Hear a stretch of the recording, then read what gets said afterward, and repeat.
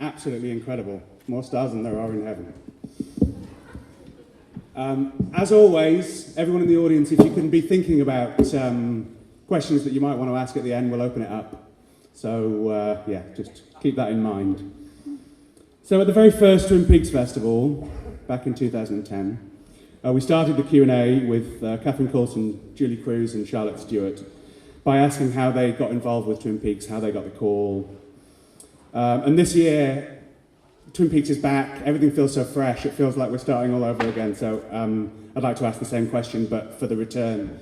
Maybe I could start with Sherilyn and James and Michael, the original cast members. I mean, how did you first hear that Twin Peaks was coming back? And what was your reaction?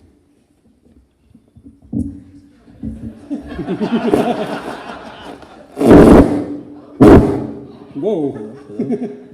Hello? Hello. My first reaction was just this weird sort of feeling like it felt like it was meant to be, but yet at the same time it was completely a huge surprise. And just complete elation, like literally like a dream coming true, and something almost like subconscious feeling inside, like this is supposed to happen, but it's like sort of like impossible that it's happening at the same time. It's just a really cool, miraculous sort of feeling. Michael, could you answer that? Estoy cochi pitiwa kakapta. Just messing with you. You know, somebody said they're going to do a reboot of this. Are you going to be in it? I went, nobody called me.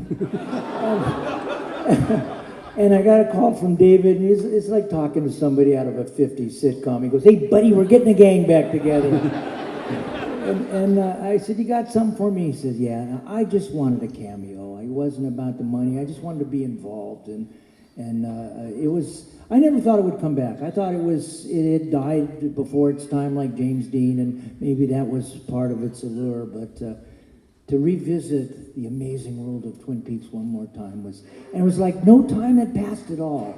I thought, I wonder how everybody's going to be, and Kyle's a big star. Everybody was so nice, and how you been, and it was just a joy.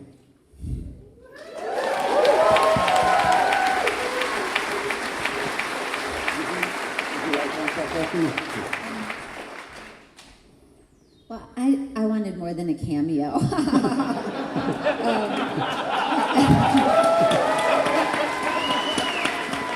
And I was verbal about it. I'm like, I want to be in every episode. And it was funny, I was with Sherilyn when we were talking to him, and she went to the bathroom, and then she came back, and David's like, Sherilyn Fenn says she wants to be in every episode. And Cheryl's like, well, she should be.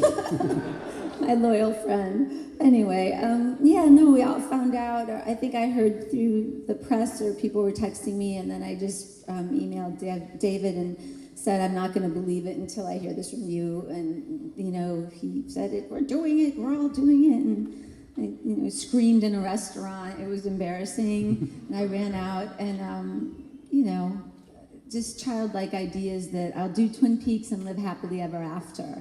Seriously. So I'm really happy to have been able to revisit, and all of you are so amazing. Sacred family.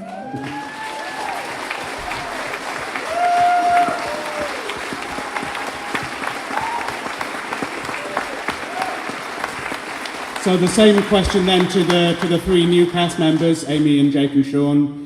How did you come to be involved in Twin Peaks: The Return? Well, I heard about it. Well, I should go back a bit. The casting director had seen me in a screen test I did for a movie about 10 years ago, and she'd been given the screen test to have a look at because the director thought she would like what I was doing, and it worked out she did. And she asked to meet with me in London and said, I work with these people, and I think that it would be a good fit for you, so if you ever come to America, please look me up. So I went to America and I looked her up. Cool. Jake? Thank you.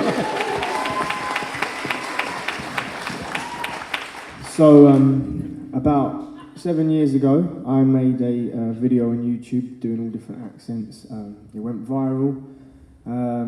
David Lynch saw it, he really loved it, and got Sabrina to get in touch with me, set up a Skype call, and and he said he wanted me in one of his projects, and we were just Skyping back and forth for a couple of years, and then it was 2014, I think, and he had a Skype with him, and he said, "Have you ever seen Twin Peaks before?" And at that point, I hadn't. I said I'd heard of it, I'd not seen it. A little bit before my time. I was born on the year that the Fire Walk with Me came out, so 1992. Yeah. So I missed it the first time around. But anyway, so but his reaction was brilliant. It was like, I said, "Oh no, I haven't seen it." He's like, "Oh, it doesn't matter. We're making a new one." So we're making a new one, and you're going to be in it. And we just went from there. So obviously, when he told me I was going to be in it, I went on Amazon, I bought the box set, and I got up to speed. Fire Walk with Me as well, and Blu-ray, and I just watched the whole lot, really got into it, loved it, and then in 2016, I finally went out there, March 2016, went out there, filmed my scenes, had the best time of my life, and yeah, it's incredible, amazing. Yeah.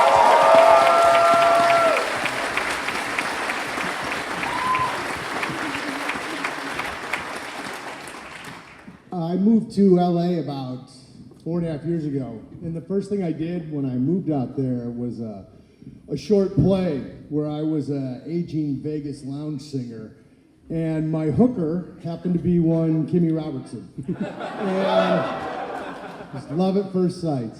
And Kimmy and I just became really good friends over the course of the run of that show. And I don't know, when you go to LA, when you meet certain people that you connect with, you have to make an effort to make relationships stick because everything's moving really fast. And Kimmy sort of took me under her wing and showed me the ropes.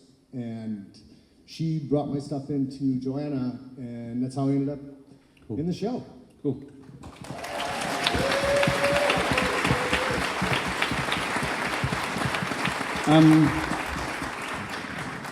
Debbie Zoller, if you don't know, was the head of the makeup department on Twin Peaks: The Return.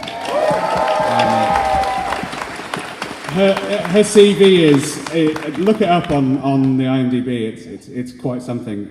So I mean, you'd worked on Mad Men and Indiana Jones and The Hunger Games, and what made you want to work on a show like Twin Peaks? What was the kind of the allure of Well, I've worked with David for 21 years Right. going on. I started with him and Sabrina on Lost Highway, and that was my first introduction to the world of David Lynch, and I was ruined after that for any other director. And I just said to him, I can't work for anybody else. I just have to work for you, and because he's such an artist and has such an amazing way of communicating with his actors as artists and other artists, and it's just amazing how welcoming he is and how he makes you feel so safe, yet you're doing these things, especially like on Twin Peaks. We got no testing. We weren't allowed to do any pre-tests, so everything was just kind of right there, done at that time. And we did? Oh, we did. We had one test. That's right, one test. Yeah. So it's just a trust that you have, that he has with you, and he has with all of his actors, and the same with me. And it's been a tremendous blessing, really. So, and to be here, to see all of you guys dressed up, and feeling this love for all of these characters, it's quite something for me to witness. So, thank you.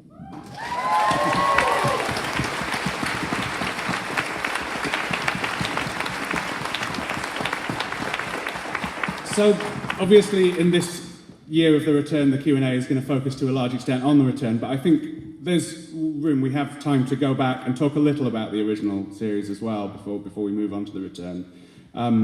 Michael, as someone who hasn't been to the festival before, I think we're really interested to hear some of your memories of shooting Twin Peaks. When you were shooting the pilot, did you have any conception of what it was going to turn into, that it was going to turn into this huge thing? Yeah, I did. I knew we were doing something special. I think most of us did from get-go. Right. When you work with David, it's, to be a part of his of his artistic palette is a great honor, you know. But we knew from the very beginning we were changing the face of television. But it took me all this time to really realize the impact of it. Everything that's out there now, it's American Gods and Taboo and Legion, all has Twin Peaks' DNA all over it. It changed the way that people process television. Yeah.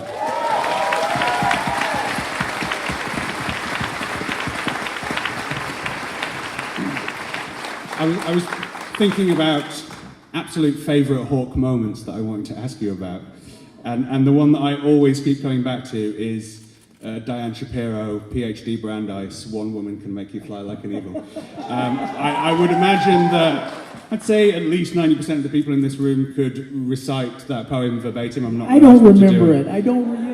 Do you remember shooting the scene? What was the? Yeah, but I don't remember the poem. And No. The fans, they'll go up, when you said this, and I go, I don't remember it.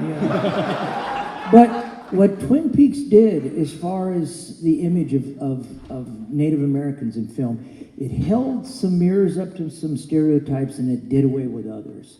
The Hawk was a really intuitive character. And it was one of the first times you got to see a Native person in a contemporary role that had, you know, that had families, had love, went to college. Yeah. You know, it was... And he was also one of the few characters who actually does any detecting. Yeah. in the return as well. The Hawk knew what was going on, you know. Yeah. I mean, the Twin Peaks is really rooted in Native culture. You know, we understand that there are many different dimensions in the system of life, and that all things that are alive, you know, for years, you know, Native science, we said, you know, we're all related, and people, well, I'm 2 chromosomes away from the snail darter, you know. We said that, you know, that everything is alive, and people, the rocks are alive. We knew the existence of the atoms and of molecules, you know. And I'm the most un-New Age guy in where I live, you know, but up in those woods, those mountains and those trees, they have an entity to them. There is a spirit up there, you know? Yeah, thank you.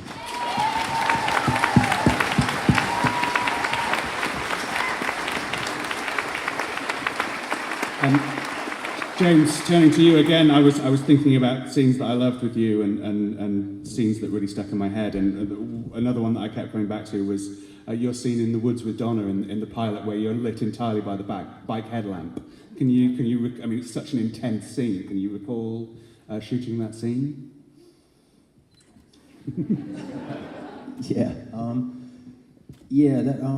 It's like, basically, it's like, we called it Hamburger Hill, but it was like, I thought the whole thing felt like a dream, basically, and then that's the like quote, you know, but it really did, because well, for me, I was 22 years old, and I was walking up like this path with all these people and all these actors and David and everything, and we were walking up into these woods for a really long time. Then we come upon a motorcycle, and he says, okay, guys, get ready. You know, it was just really neat. You're in the middle of these woods, walking with these people, and there's this bike, you know. And David is like, okay, Laura, sit there, James, sit there. And then from then on, for about 14 hours, that was it. And it rained, and that's why we called it Hamburger Hill, because they brought hamburgers up, because the crew, when it rained, the bike and the crew all started sliding. And they brought the hamburgers up because everybody's complaining and everything, and they were soggy, really bad soggy. Yeah, so that was it. And basically, I think we went over that scene. It was like, I think they actually cut the scene down a little bit, and we went over that scene about, I don't know, 14 hours worth of takes, basically, just over and over and over and over. So that whole thing, it was just, you know, and it was so beautifully written. It was one of the most beautifully written things I've ever read. And it was, that was almost daunting, because it was like, I hope I can get near what this is, you know what I mean? Just reading it, I mean, when something's written that beautifully, it just does it to you, and it acts for you, you know what I mean? Yeah. So it would only be you that could mess it up. Yeah. So, yeah. But yeah, it was like one of the most beautiful experiences I ever had, you know, and it was the whole thing up there at the pilot. It was like very dreamlike. Yeah.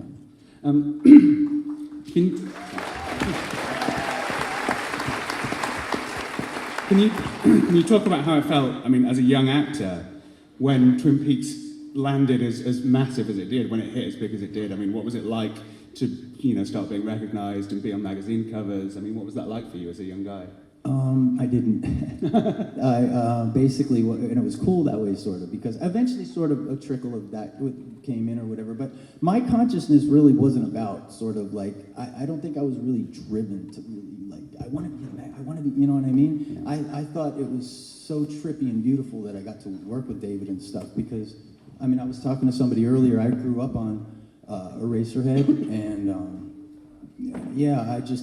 I was about 11. I was telling Sabrina when they did the Elephant Man tour, I was about 11 years old, and I went to the theater with my dad, and that movie rocked me so hard for about month and a half every day. Yeah. I almost cried every day because it hurt so bad. Yeah. I was just like, oh, that guy, why, And all I could picture, and the way David did now I know how he works and stuff, the way he did those noises and stuff, and everything's in black and white, and when that guy opened up his cage, clank, clank, clank, and get over it, and he's like, it was just like, and then I got to meet the guy, so when I met him, I was just like, and then Eraserhead, I used to sit at like, I don't know, 13, 14 years old and just sit in front of the TV and rewind it and watch it again. Back in the days of rewind, just rewind it and watch it again. And yeah, it was high comedy to me. I mean, it was like really, so to go meet him and everything was really like, it was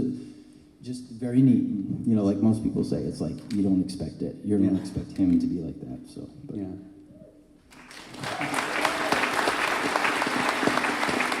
Sherilyn, again, I was thinking about scenes of yours that I loved, and I imagine that you have discussed tying a cherry stem a million times, so I want to discuss a different scene, and one that stuck out for me when I was rewatching the series and that I love with all my heart is the scene where Billy Zane flies away and you're left with Pete, and we get to see kind of sweeter Audrey. Can you talk about kind of making Audrey sweeter in the second season?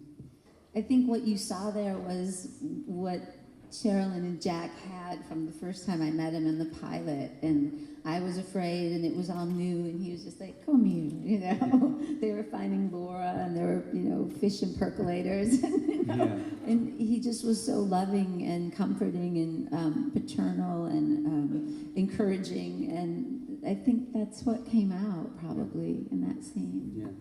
I loved him very much.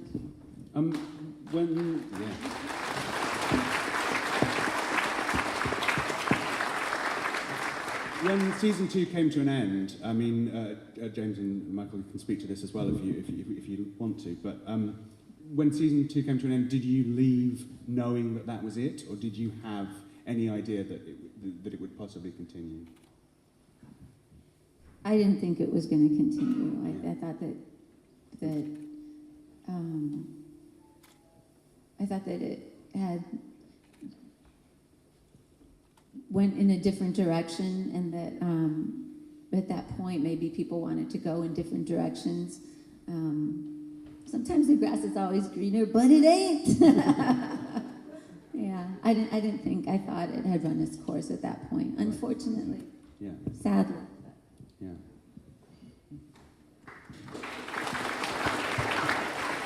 Do you have anything to add to that? What's the question? Whether you thought anything would continue after season 2?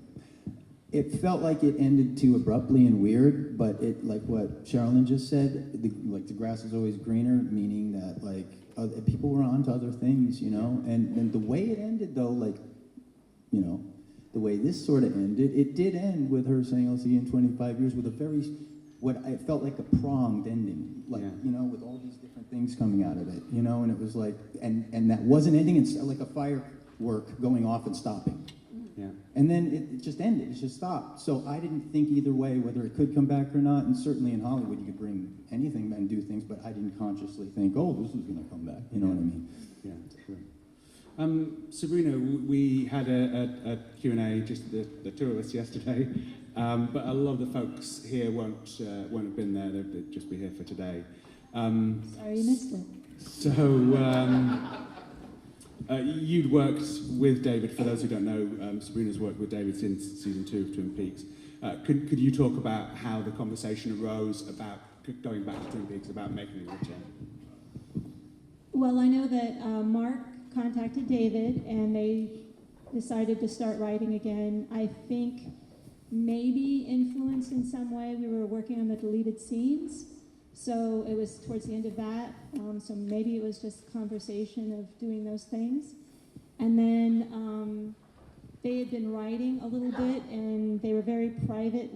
They weren't saying what they were writing about, but of course, you know, David and Mark are writing. What do you think they're writing about? So finally, David did tell me that they were writing about Twin Peaks, but it was very secret. And, you know, what did I think? And I was very excited. How did you feel when you found out that this was what it was going to be?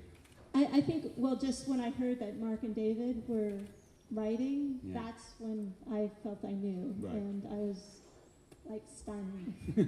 Stunned. Never, ever, ever thought Twin Peaks would come back, honestly.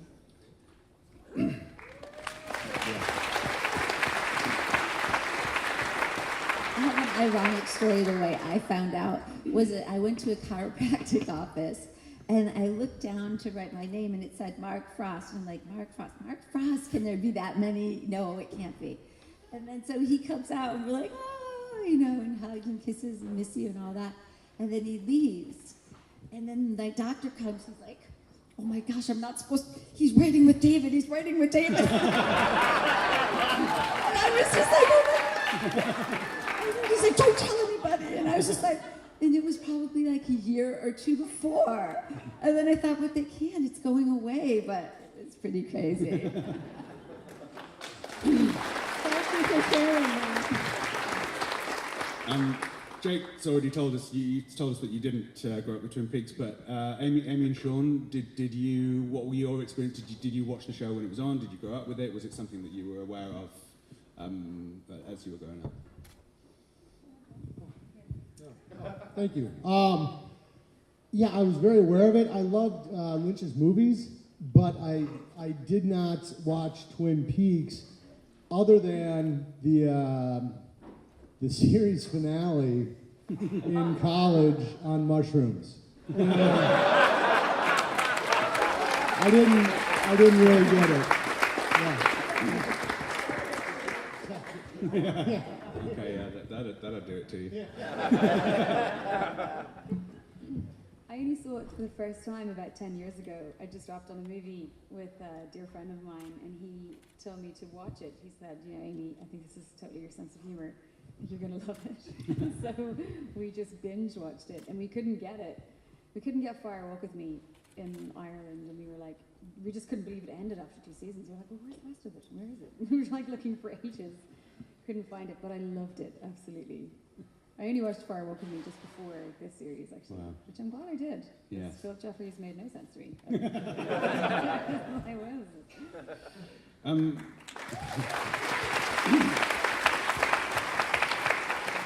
Jake, can you remember what David and or Mark, whoever you had the first conversations with, I'm guessing David, do you remember what they told you about your character? Did they kind of sit you down and say, you're going to be playing a kid who smashes demons with a green gardening glove? Or what was the deal? It was all David, just Skyping with David.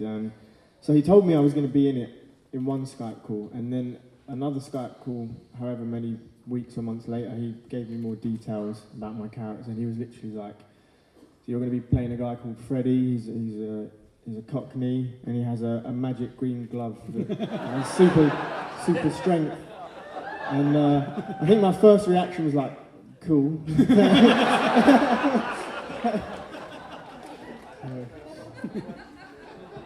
It is pretty cool.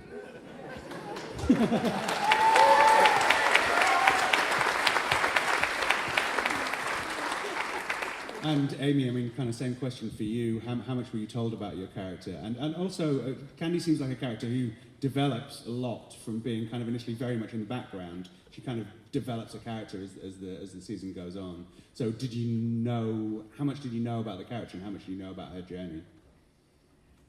I just had to burst my way in, really. He just kept on fighting me more. Right. Yeah, it was, I remember I had no clue what the part was when I booked it, and then they send around your pages, and I was like, oh, it's tiny. Like, well, that's disappointing.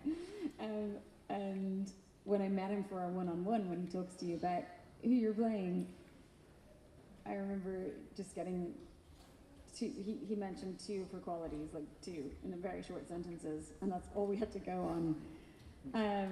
And then I turned up, and when I saw the skeleton of my costume, I screamed because I met Nancy Steiner, the costume designer, and I walked in, and there was just this really big rail, like really tall rail with these tiny little tutus. I was like, what is this?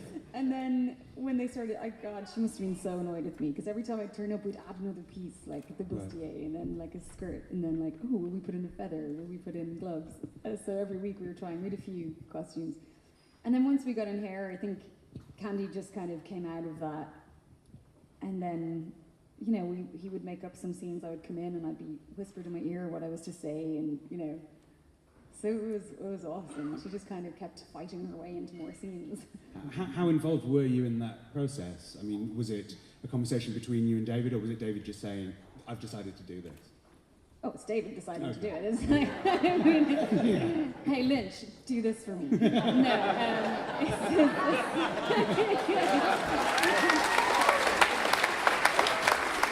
That's not how it works with the kings and queens on that set. But it was brilliant. Like, I remember my first few days working with him. Every time he'd give me direction, I'd just go, yeah. And it was so embarrassing. And then I would just walk off. I was too shy. I could never talk to him. I'd just make the ugliest laugh face. Which is probably where he came up with the ugliest cry face.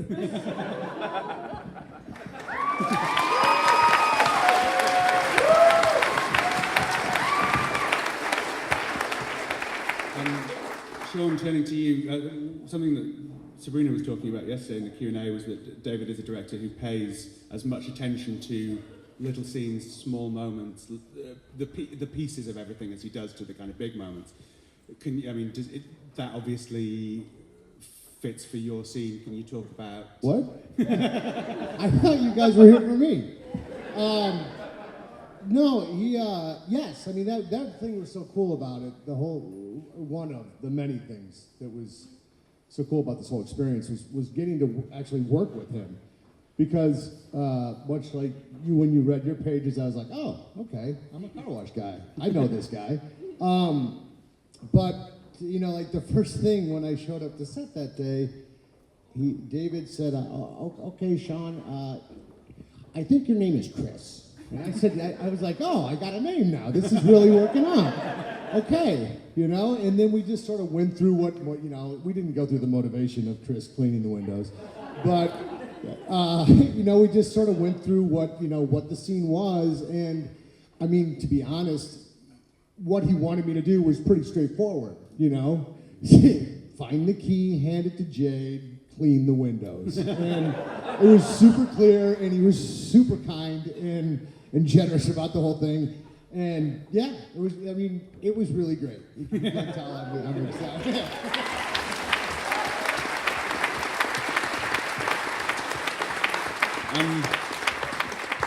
Debbie, can you talk about some of the kind of specific challenges that were presented by a show like Twin Peaks: The Return? What were some of the most challenging things that you had to work on?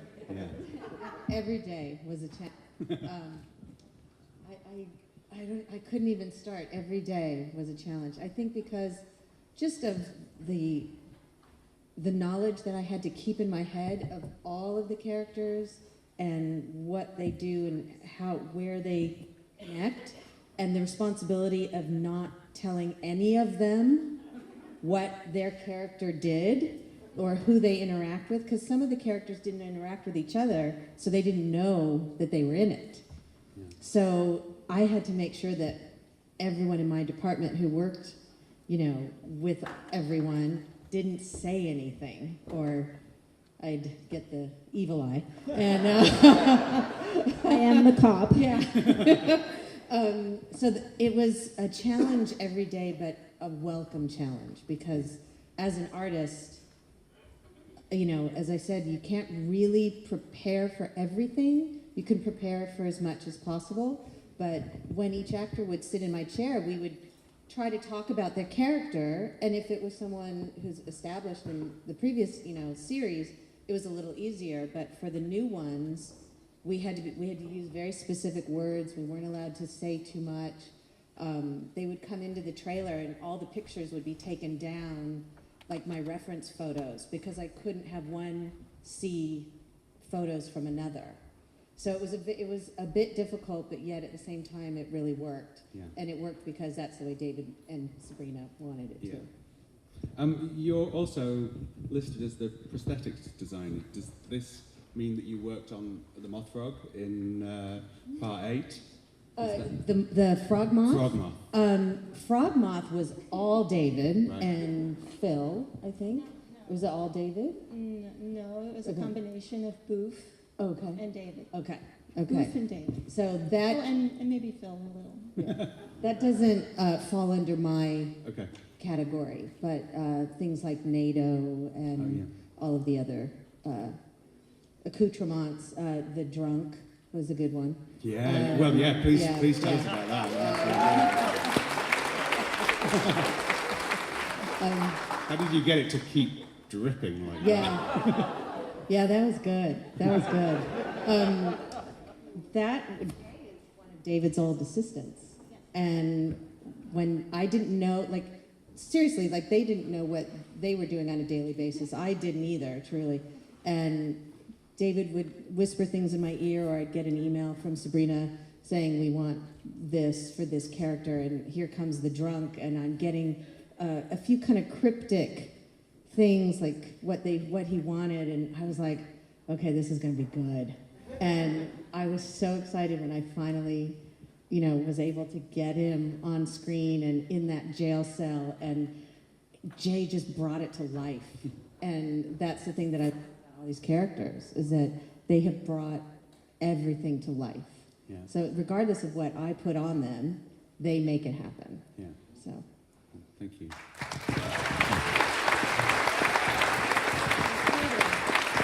Including Chris. Sabrina, can you talk a little about going back to Snoqualmie? I mean, how did people in the town react to having Twin Peaks rock up again 25 years later and, you know, start shooting it all over again? Oh, that's interesting. North Bend, Snoqualmie, they actually have a rivalry between their two areas a little bit. And I think everybody, for the most part, was very excited about us coming back. But there were a few locations that weren't happy. And when we were touring originally, I mentioned yesterday that David and I went very early in, I guess it was December 2014, and we were there over New Year's, so early 2015. We were looking at locations for possibly not just Twin Peaks, but for outside of Twin Peaks, and also new Twin Peaks locations, which there were a few. And we were trying to get them, and a lot of, it was surprising, a lot of those people said no. Oh, okay. Is this just me? Is this just me? It's just you. Okay.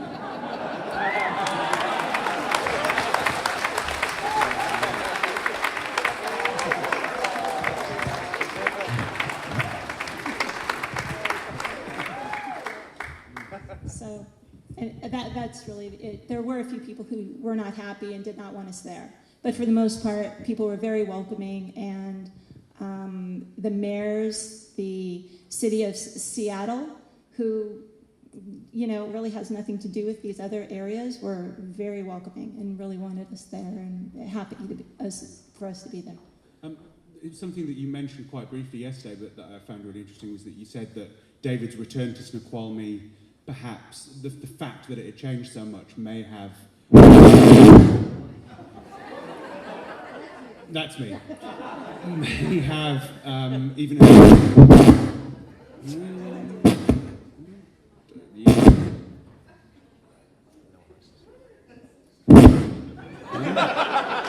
I'm not even breathing. Exactly. Electricity. That his return to the town, seeing the town changed as it was, may have affected the writing of the show. Can you talk about that maybe a little more? Well, I don't think it affected the writing of the show. What it did do, David was very specific that he wanted the locations to be exactly as they were. Right. They were not. 25 years had passed. So we did have to reconstruct certain buildings. And then one in particular, we went to a different location, which was Big Ed's. We had, he got a new gas station. 25 years later, he's at a new place. So nothing was really rewritten to accommodate the script, but we had to re-examine locations. Yeah. Sherilyn, James, and Michael, how was it for you returning to Snoqualmie after all this time? Were things as you remembered them? Was it strange to step back into that place that you maybe hadn't been for quite a long time? No, I shot. I think so. Testing. Oh, I have to go like that. I shot in Los Angeles. Okay. Me too. I wish I went to Snoqualmie. Okay. No, like nothing will change. Conspiracy here, man. No, it's like nothing had changed at all. It was like no time had passed. Especially the sheriff's station, even though it was now a place where they train people to drive race cars, but the outside and everything, it was like no time had passed at all. It was very comfortable being back in those situations.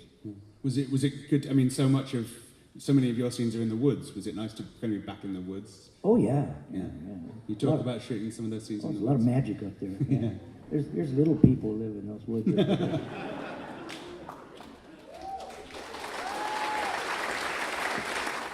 So I'd like to go around and talk about some, as we did briefly with the original series, talk about some favourite moments from the return. And Michael, I'll start with you.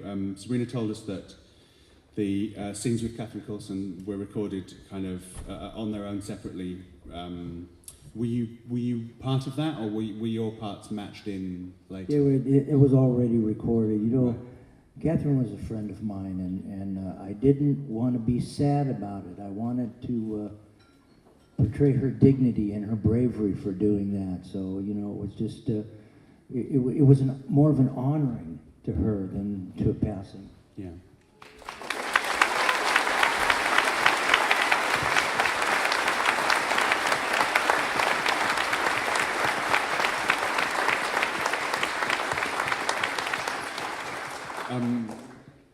Sherilyn, I'd like to talk about the Audrey's dance scene, which is so incredibly striking. I mean, what was it like to shoot that scene, to be kind of dancing alone in such a big crowd of people?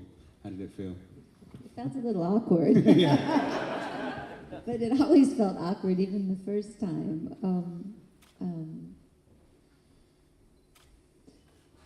But it was also a relief for all that she had been through to finally have a place that seemed safe and where she could escape into her own world. Yeah. So it was really lovely. Yeah, it's a beautiful scene. I mean, it ends quite shockingly with the moment with the mirror, which sparked a lot of conversation. Do you have your own ideas as to what was happening with Audrey, as to what that final shot meant for her? Sure, I mean, but they're simply my ideas because, you can't play something without trying to understand some part of it. And what I feel it parallels with, I just think that we are in a world that is so difficult right now, and it just feels like the flame is turned up, and it's just more intense than it's ever been. Yeah. And I think that we have a lot of prisons in our own mind, and whether we create them or society or how we grew up, I just think it's a lot of that stuff. So I could completely relate on so many different levels to, I thought the most revealing was who am I? Who am I? Yeah. So yeah. You didn't shoot any scenes with with Richard Beamer. Did you visit him and catch up? Did you make the chance to go and say, "Hey, Daddy, how you doing?" I did see him. He came to visit on the set.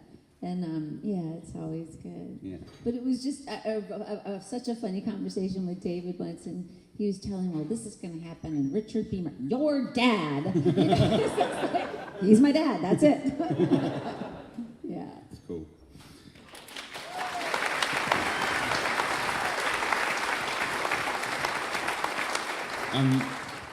James, you obviously had that wonderful musical scene at the Roadhouse, partially recreated last night. It was beautiful.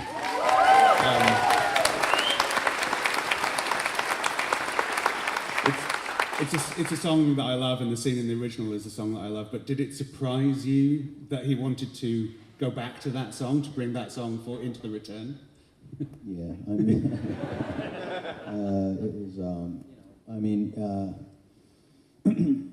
The story of that song is, try to make this really short, is that David knew that I played the guitar because I brought it to the set a lot and just whatever, and he said, do a song on the show, you know, and basically I play the guitar. I don't, you know, I sing, I will sometimes kid around or whatever. I could sing some stuff on key, you know, but I play the guitar or whatever. So I thought we were going to do a guitar thing. Right. And he's like, so we go, and it was really cool. We were on the Hayward set, and because of the piano, and Angelo was on the upright piano, and David was sitting right here. We were just like David, Angelo on the piano, and I'm just sitting here, and that's it. They cleared the whole set, and only this part was kind of light. Everything else was dark, and everybody went outside, like even the AD and stuff. And David said, "Okay, what do you want to do?" And I said, "Well, I don't know, I'm thinking 50s if we're going to do a singing thing, you know, because he was kind of insistent on that, not the guitar." So he goes, "Yeah, do something like, you know, what would you want to do for this? What would fit in this for you?" Whatever. I said 50s. So he said, "What, like what?" And I said, kind of like, you know, only you know, that falsetto, that longing falsetto and all that, you know, the classic 50s, you know. And he went, "Just you know," started doing it, and then Angelo hit the keys and started doing it, and it was, you know, and that's what happened, you know. So, but when it came time to do I thought he said, "I'm gonna have you record the guitar, everything, and you'll do what." So the thing came around when I was gonna record it, and he goes, "Okay, 3:00 in the afternoon," which is usually kind of a late call for a recording thing. Usually want to be there all day. You know, he said they're leaving at 6, so or whenever early. So I go over there, and they had recorded everything that wasn't in my key. So I was struggling. So there is a bit of a agonizing thing going on with my voice there. So.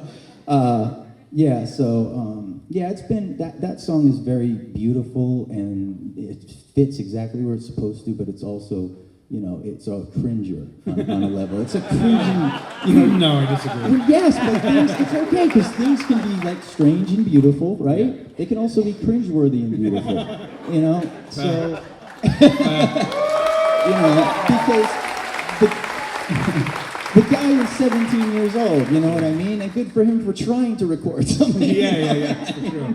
Yeah. So, you know, I mean, I don't know, I always looked at that. So when he said we're going to do it again, I just was so jazzed because, man, we're going to go back in the studio, man. We're going to do it in key, and this is going to be good, and we're going to straighten everything out. And he goes, "No, we're going to use the same drum." And I just turned completely white and went, "Oh, okay, good." You know, okay, and then I got it. It's freaking brilliant. Now, I got like you said, I got my takes on it, you know, and I just still say this, I don't want to go deep, you know, whatever, because like you said, it's just my thoughts, but it's like it's just very kind of transcendental, because it's the same. I think David, like, looks at people like they've always been. When you're born, you're kind of who you really are for the rest of your life. You do grow a little, you change a little, but not that much. You're really who you are, and that song represents, like Led Zeppelin, the song remains the same. The song is exactly the same, exactly. And yet everything's completely different. And I thought it was so interesting that the song actually played a little differently. Yeah. And it didn't even sound as odd, and it wasn't changed at all, it wasn't pitch shifted, nothing. And it played different. You didn't pay as much attention to the cringiness of it as much, you know, and it was a different sort of, you know, vibe, you know, and that's pretty cool. I mean, like Audrey, James seems to be a character whose life maybe hasn't turned out the way that perhaps he thought that it would. Playing him again, do you feel like he's happy? Do you feel like he's found peace? I think the way it's set, it's almost like he's just, I don't think it's, I think it is, he put him right in a pretty neat place, because it's just, I don't think he's thinking about that at all. I don't think he's thinking about, I think he's obviously, I don't know, he's, like, people don't change. He's still looking for the love and looking for the whatever, but, you know, I mean, I think he's pretty good. Yeah. You know, even as he is. Yeah. Yeah.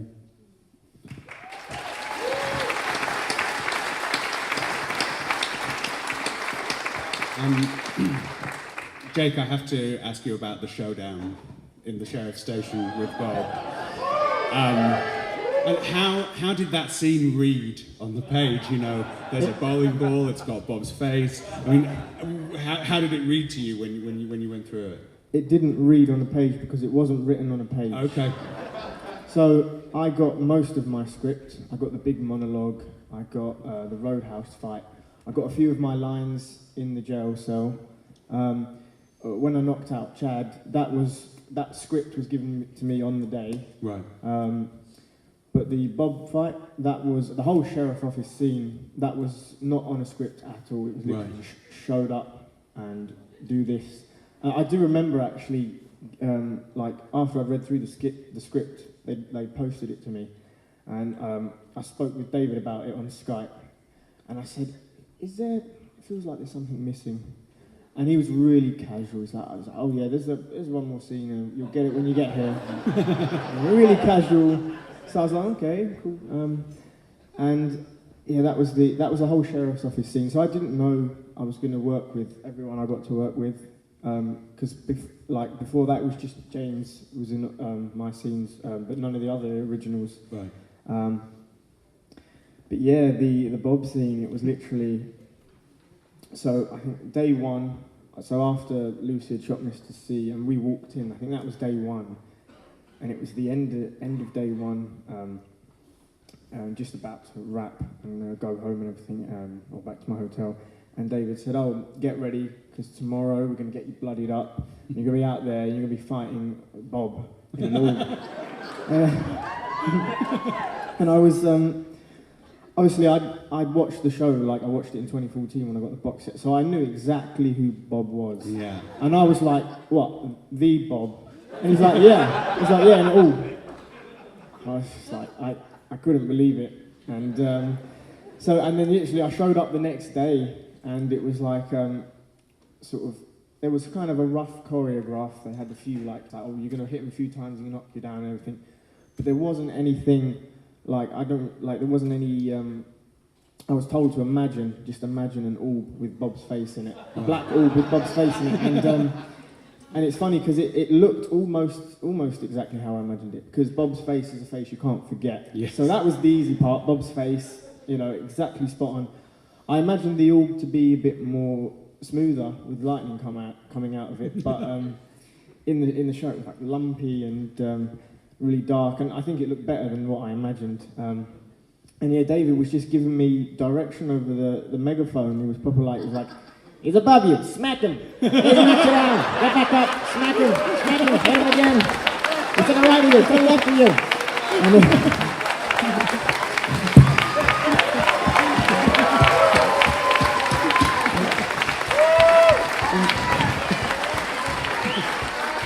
And then there were the point of view shots. So there's ones where I'm punching into the camera, and he actually got me to punch the camera. Right. And I was like, this is big, expensive camera, and at first they put padding around the edge, and I was told to lightly tap the padding. And I remember when I did that first time, and I remember James he didn't know that I'd been told to punch the camera, and he was standing behind me, and I gave it the first punch, and all I hear is James like, oh no, don't punch the camera. But that wasn't enough. No, David didn't want me to hit the padding around the edge. He wanted me to hit the screen. He wanted me to hit the lens. Right. So they got a lens protector, and they put that in front of the camera lens. And I was just told, David was like, smack it, harder, hit it again. Yeah. And I was just hitting it and each time he kept saying harder and harder, like harder, hit it. And then all of a sudden, the lens protector shattered, And in that split second, even though I knew it was a lens protector, in that split second, when I just saw it shatter, I was like, oh shit, I broke the camera. I hadn't, but I thought, and I heard everyone else gasp on set, and I was like, oh. But luckily it was just the protector, so yeah, I got to punch a really expensive camera.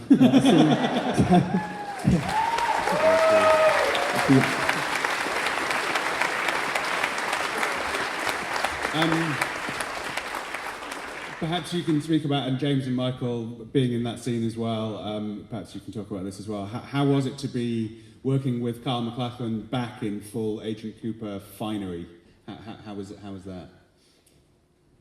I thought there was something about Kyle on this shoot. I was just like, because Kyle and I always got along and stuff, and we kind of hung out and stuff sometimes, but there was something so intense about how he was behaving and stuff, and he wasn't allowed to say anything, and I didn't know, but like, so, you know, one minute he's walking around as one person, and the next minute he's walking around completely looking different and all the way different, and being very literally menacing, you know, like, you know, walking by and not saying hi, you know, and so, yeah, and then, and it was cool, you know, and there was a sense of, that it's just that when that was happening, something hit me, and just something inside just said, this is going to be so cool, you know, so I don't know why, but yeah, Kyle's space he was in, whatever that was he put himself in a really, you know, good place, and I don't know, and I said it to him too, I said, something about you, something about you inspired me, you know, and it was inspiring, you know, you were so in that, you know, so yeah, it was cool.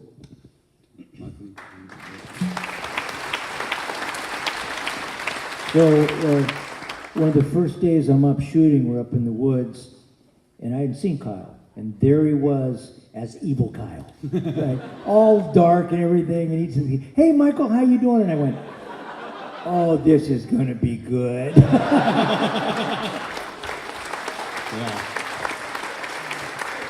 And it was. I knew we were in for something. You know, I thought when I did this again, there's been so many out of the box things, and first day working with David, I went, oh, I forgot. There's nobody like him. Yeah.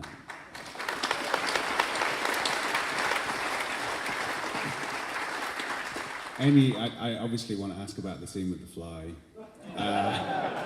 Can you talk about shooting that scene? I read a brief interview with you where you were talking about Lynch shouting instructions at you, as Jake was just saying. So can you speak about that and that scene?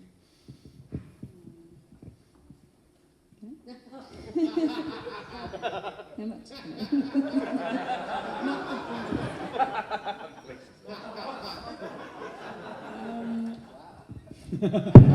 It's intense background. Did you understand that as a sentence? Oh, So, not fair. It was really, it was intense to shoot in that. I know it comes across as funny, I hoped it would, but Candie's not really feeling like it's funny in her world. Yeah. In Candie's world, it's really awful. Yeah. It's the worst thing she could have done, and it's intense. And, you know, we spent the entire day shooting it over and over. Well, actually, no, we need to, I think, 2 takes on the swatting bit.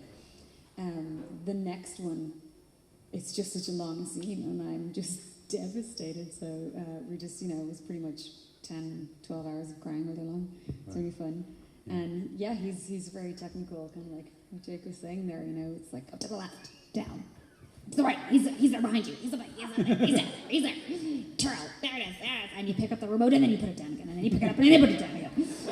So that was kind of what it was, what the instruction was. But you know, you're in the moment and you're fueled up and you just, it's otherworldly and it's out of body experience because you're hearing what he's saying. Same time, you're so focused on where this fly is. And it's not my first time looking for a fly on screen.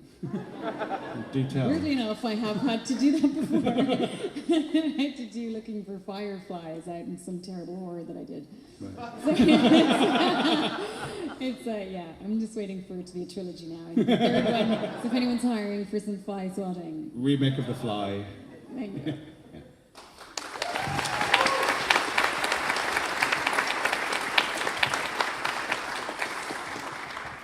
Sean, you kind of spoke about shooting your scene briefly, but perhaps you can go into a little more detail. I mean, it's such a small scene, but it's such a lovely key part of the puzzle. Was it nice to kind of feel like you were fitting into this puzzle, an intriguing little piece? God bless you, Tom. Yes.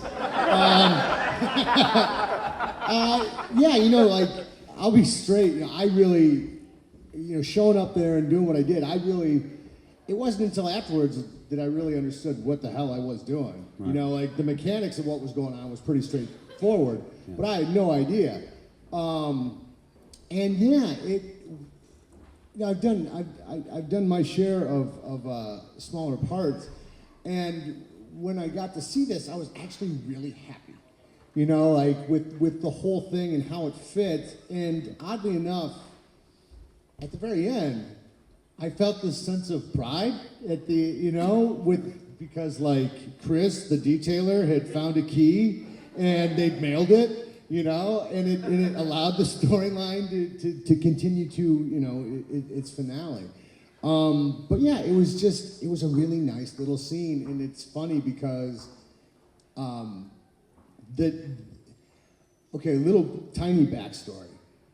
When I was a kid, Jim Belushi painted my parents' house. Right. And used to play Santa Claus for me, right? And yeah, and so when I first moved out to LA, he would always, like Kimmy sort of was like, all right, Sean, this is how Hollywood is.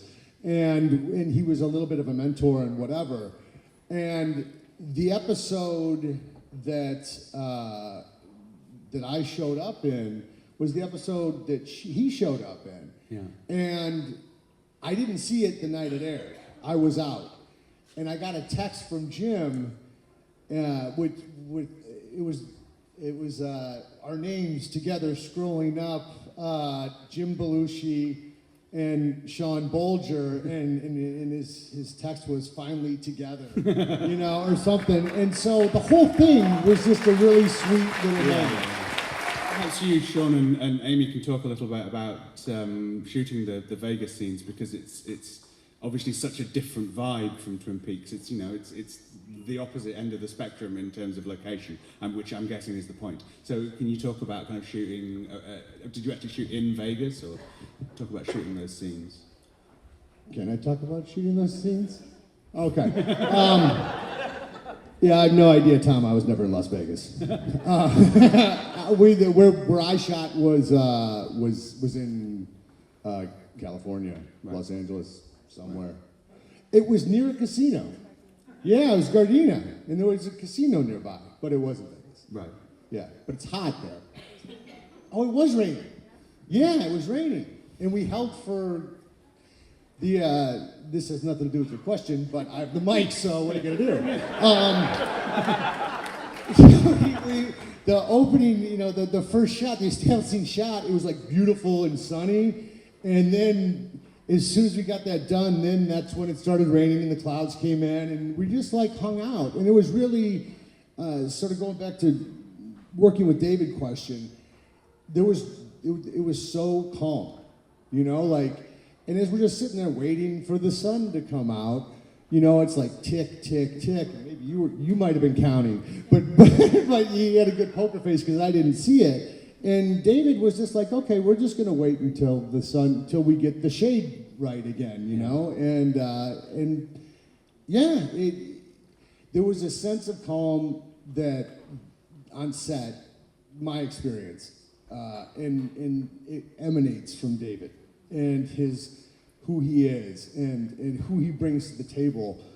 It all comes from him, in that there's a sense of calm and love and peace that I've never experienced before. Yeah. But yeah, I don't know what Vegas is like. I mean, that... sorry.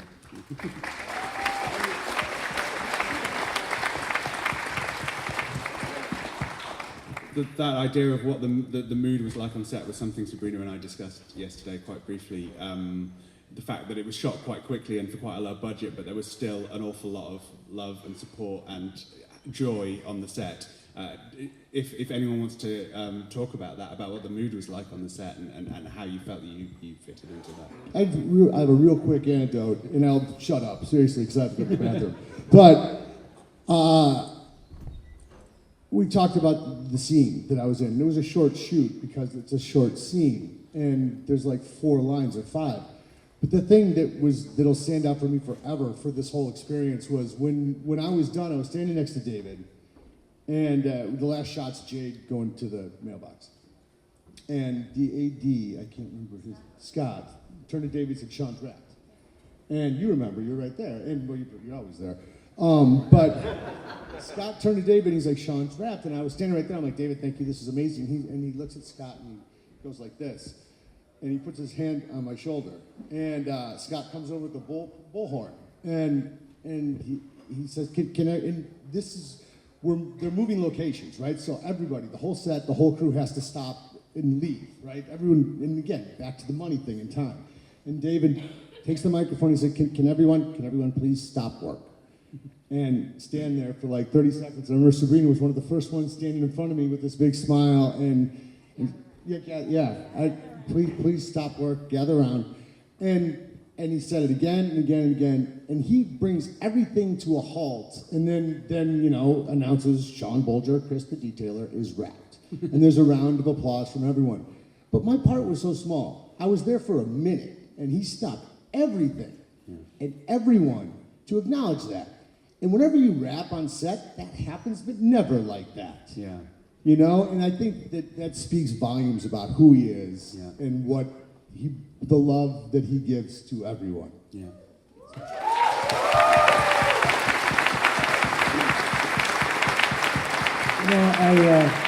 I think that Sabrina can agree with this. The crew was so excited to be working with David again. I mean, there were some people that actually came out of retirement and they worked with David one more time. Right. And while we were filming downtown, I watched. There were filmmakers and writers and stuff that were filming down there that just came to just shake David's hand. Yeah. To say that you were such an inspiration. But I mean, everybody, not just the actors, the crew was excited to be a part of that process again. That was amazing. Yeah.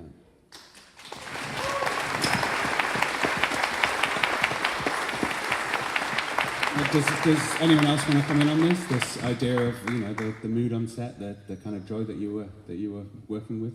Does anyone have anything to add? The what? The joy on the set, the feeling on the set. You've spoken about it so beautifully. I wondered if anyone else had anything to say about it, but if they don't, then that is absolutely fine. I have a small one. It's not really huge, but it was just funny. It's like Miguel Ferrer. The scene in the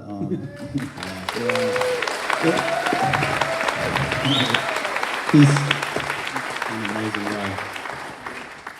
But the scene in the sheriff's office, we're all around, and even as we're shooting it, it remained a mystery for many of us in the room. As we're shooting it.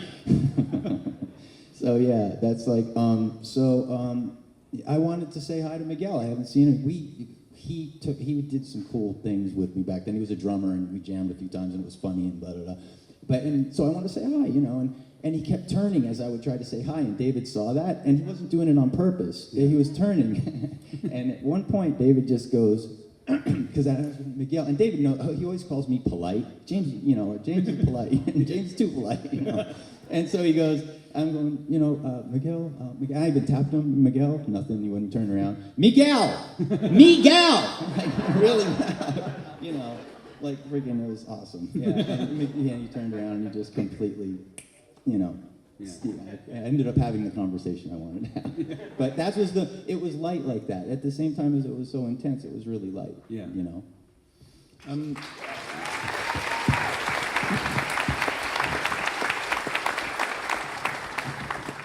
Sabrina, obviously, as word that the series was shooting got out, there were a lot of people who came to Snoqualmie attempting to see what was going on, maybe get involved, I don't know.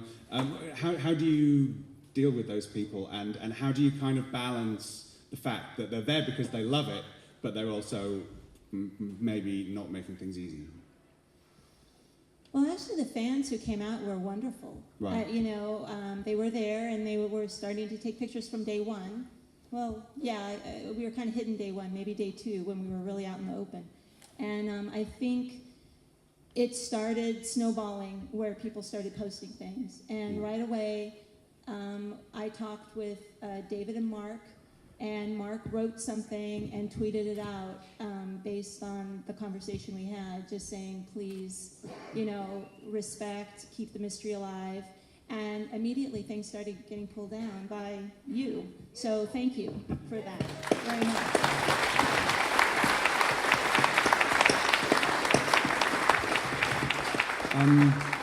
This is kind of a question for anyone who wants to address it. I think Sherilyn might, because it ties into something that you were speaking about earlier. It's something that I've thought about a lot watching The Return, and something that I've written about a bit. But the original series was very sweet and kind of in its own world, whereas The Return feels very much like it's in this world. It's quite political, it's quite timely, talks about nuclear energy and gender roles and poverty and violence. I mean, is this something that struck you while you were shooting? Were you surprised by how up to the minute and stark and timely the series feels? Sherilyn, perhaps you could speak about that, because you did kind of mention that briefly earlier. Oh, but when I was filming, all I knew was whatever was going on with Yeah. Audrey, Yeah. which was an explosion in itself. Yeah. But you know what I mean. So I had no idea. Yeah, but when you came to watch it, were those things that you thought about? Yeah, sure. I mean, to be honest, I'm not through the entire series yet, Right. because I didn't have Showtime, but now I'm, slowly catching up. Okay. Yeah. I mean, Sabrina, is that something that you talked about with Mark and David to make it feel more contemporary?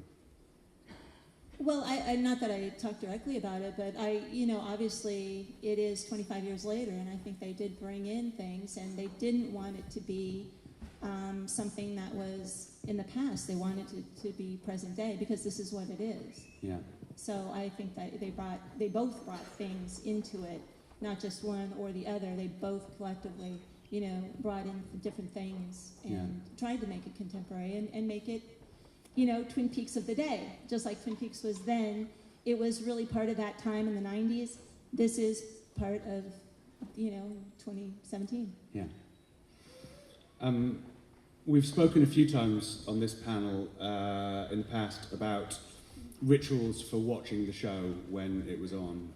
I was speaking to James's friend Damien the other night, who runs a cinema in Virginia, and he was saying that he would run it on the big screen every week, run The Return. So did any of you have any rituals? How would you watch it? Would you get together with friends?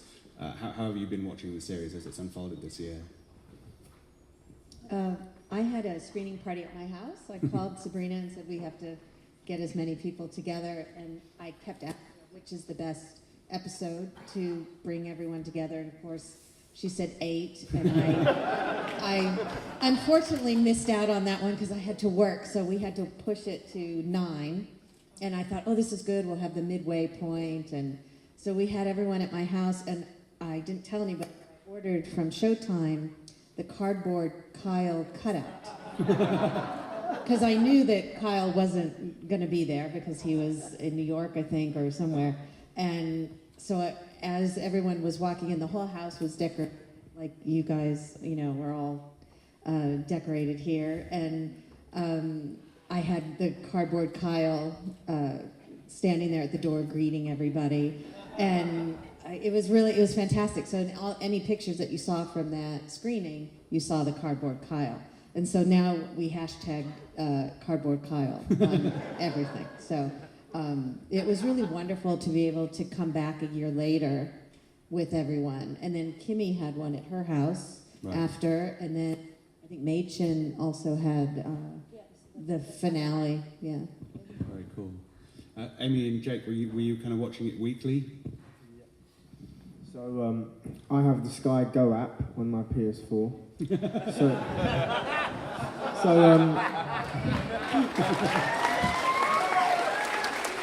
So every Monday morning, I'd watch it on the Sky Go app on the Monday morning, and then on the Tuesday evening, Tuesdays at 9, it was repeated on Sky Atlantic, and so I'll just watch it with my family on the Tuesday. So by myself on the Monday, and then with my family on the Tuesday.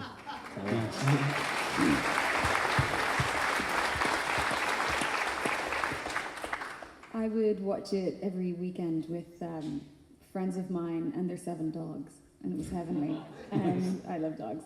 And we'd have donuts every week. I started the circular food diet, so it's just donuts, bagels, anything like that. There was an excuse. And then I went to Debbie's party, which was awesome. I could not believe how well she organized it. Everything was Twin Peaks on the cardboard Kyle. It was wicked. And then Machen was amazing throwing that party for us all at the end. It was really lovely. We were all quite heartbroken. And I did a live webinar with Christabel. She has her virtual lounge, and she invited me on. So for the last one, we kind of went live and a little discussion about that. That's very cool. Obviously, Debbie mentioned Part 8 briefly there. I'd like to know how people felt when they got to it. I mean, everyone in this room knows how it feels to see that for the first time. It would be really interesting to know how you guys felt watching it for the first time, because it's such an extraordinary thing. It stands so alone. Watching the 8th part of the return, yeah. But I wanted to do episode 8 because that's what, without saying too much. I honestly did not tell her specifically. No, of course not. I was not allowed to. But I just watching that, they aired it yesterday, and watching it again, I mean, I still have tears in my eyes from that episode, because it's such a beautiful artistic piece that you just don't see on television anywhere. Yeah.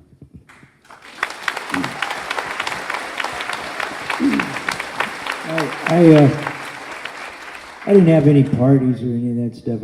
My wife had never seen it, right? So we were just laying in bed watching. And every time I would come on, my wife would look at me like, why aren't you that cool, you know? And if any of you are on my Instagram, my cat Carlos was riveted by Twin Peaks. I have pictures. Carlos would, and every time I go, come on, you want to watch Twin Peaks? He'd jump up in the bed and be watching Twin Peaks. Fascinated by it.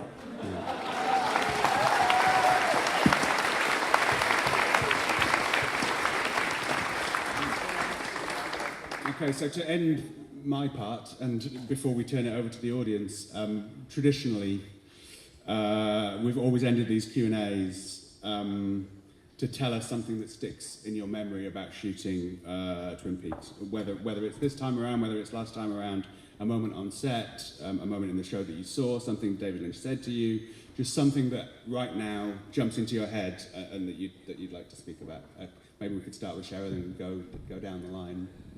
I think the first thing that sticks in my head was, meeting him and doing the pilot and entering sort of very hypnotic land.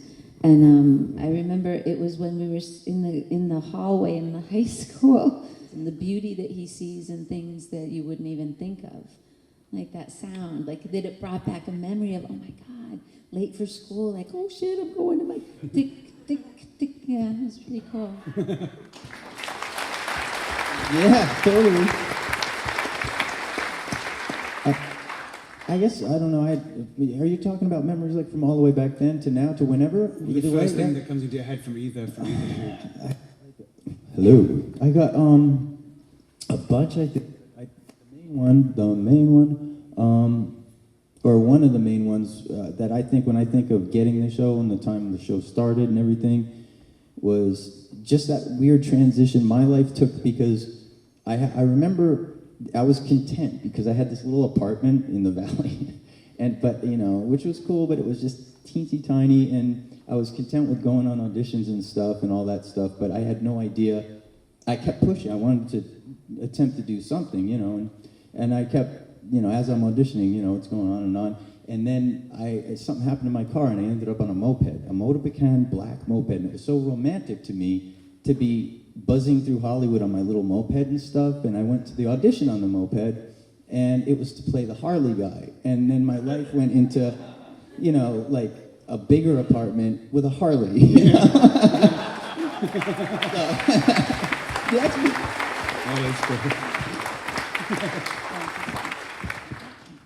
There was so much traffic on the strip.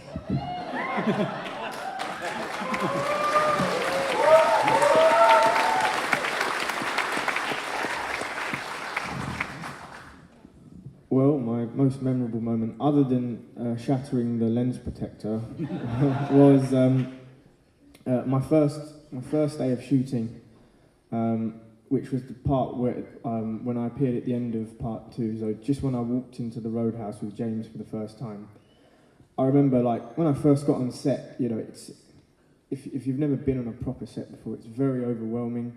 There's so much going on. There's so much crew. And also in that scene there was extras everywhere, and it was just really like I was very overwhelmed and nervous.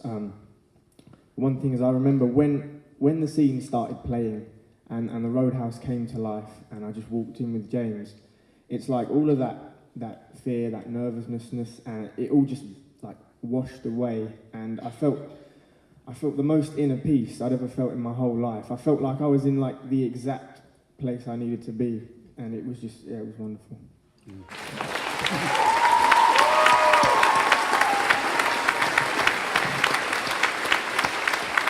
I think from the second time it was really realizing I was going to work with Mr. Forrester. You know, what an icon actor, and what a sweet, sweet man. And he just kind of looked at me like, I don't get this, you know. And I'm kind of looking at him like, I was in it, I don't get it either. And 2 days, after 2 days of work, and he looked at me and he went, oh, you and I are the straight guys. Everything's going to come past us, and you're going to tell me what that means. And I just want to say, God bless Harry Dean Stanton.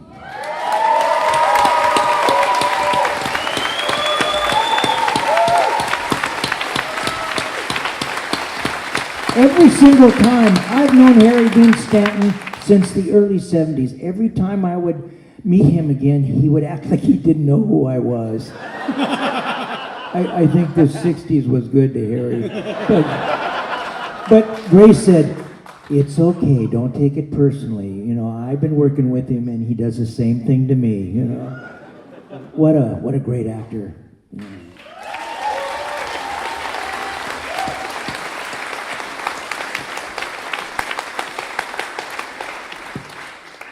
It's really hard to sort of pinpoint, but I would have to say when it was the wrap party, I think, and I ended up going to dinner with a bunch of the old cast members who I'd never met, Dana and Grace and a handful of people, and again back to me having this smaller role. By the end of the night, like, everyone exchanged phone numbers. I got invitations to stay. You know, if they're, you know, come over to, you know, our house in Silver Lake, or come out and visit New York, or whatever. The people involved with this project, and it extends from David through us out to everyone here. There is, back to that thing, there's so much love and care, and it's really just, it's been a life-altering experience in that regard. Yeah.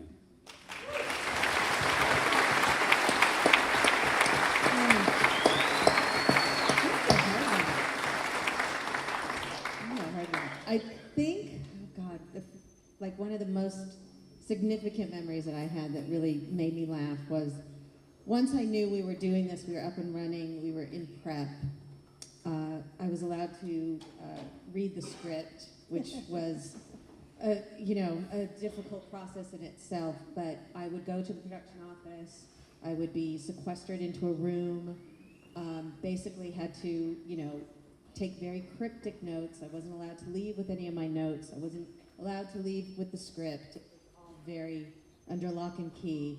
And I'd come out of there, my eyes were, you know, buggy from, you know, trying to absorb everything. And I was leaving to go to Australia to do a small job for about 2 weeks, 2.5 weeks. So I wanted to read the script prior to leaving, and then knew that I would have to come back and read it again, maybe 2-3 times. So I go to Australia, and sometimes you just know when you're on the right path. I was at this little marketplace on the Gold Coast, and I had to use the restroom. So I walked over, found the restroom. We'd had a lot of coffee with my friends. I go into the restroom, I shut the door, and the whole inside of the bathroom had pictures of, like, from, like, a decoupage type thing. And as I sit down on the John, there's David Lynch's face staring at me as I'm about to sit down and do my number one. And I thought, that's when you know you're in the right place.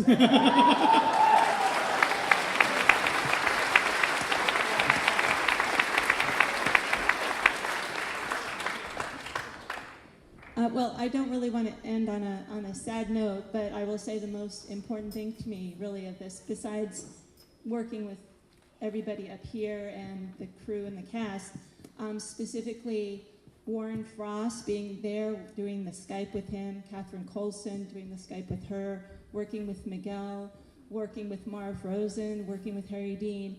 I mean, all of these people, to be able to have that in my life, that was the most important on this show. Yeah, let's give that an enormous round of applause for all of those people.